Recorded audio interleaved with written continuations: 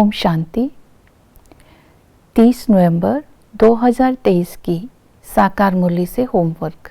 आज की मुरली से हम लक्ष्य लेंगे, याद की यात्रा से विकर्माजीत बन विष्णुपुरी में आने का पुरुषार्थ करना है।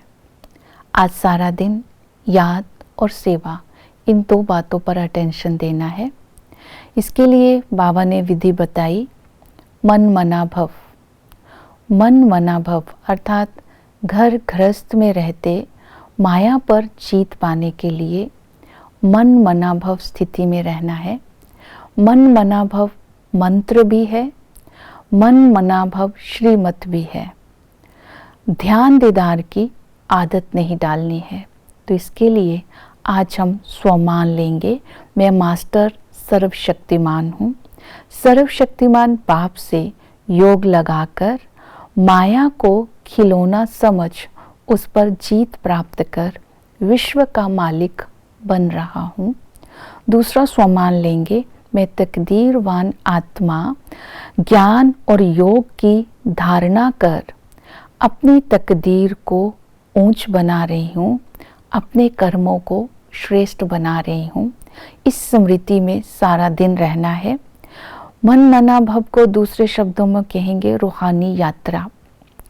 इस समय शिव बाबा चीफ पंडा है जो हमें रूहानी यात्रा सिखलाते हैं, साथ ले जाते हैं।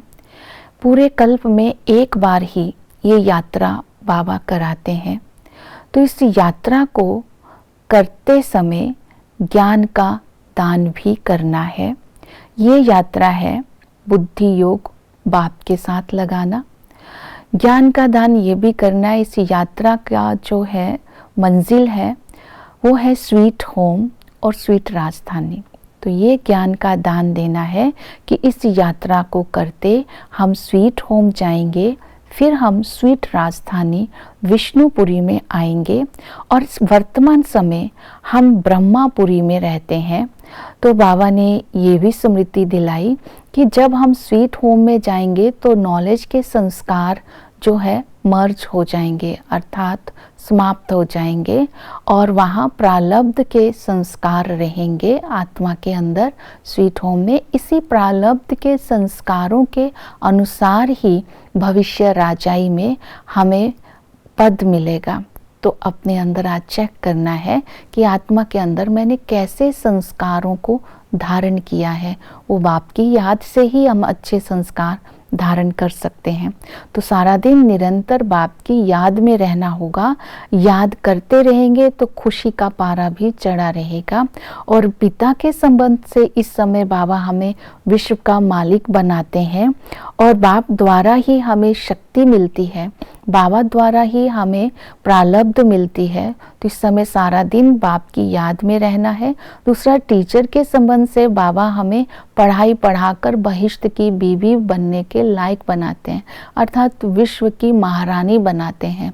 और सतगुरु बन करके बाबा हमें रहम दिल बन पतित से पावन बनाते हैं और हमारा उद्धार करते हैं, हमें सतयुग में ले जाते हैं।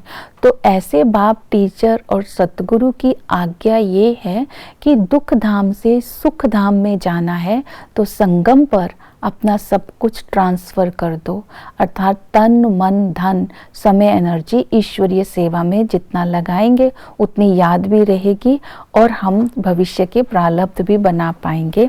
और इसके साथ बाबा ने कहा ये स्वमान में रहना है। मैं खुशबूदार फूल हूँ। खुशबूदार फूल अर्थात बाप की याद से आत्मा के अंदर रूहानी खुशबू भरपूर करके संपन्न होकर जो भी आत्मा संपर्क में आए उसको खुशी की शक्ति का अनुभव करा रहे हैं, दिव्य गुणों का अनुभव करा रहे हैं। और सेवा के लिए बाबा ने कहा सर्विस कर। बाप जो सर्विसेबल बच्चे हैं वो ही बाप की दिल पर चढ़ेंगे, बाप से 21 जन्मों का राज्य भाग्य लेंगे। तो सर्विस करने के लिए बाबा ने कहा कि सबको रूहानी पंडा बन यात्रा करानी है। दूसरा, सृष्टि चक्र का ज्ञान देना है।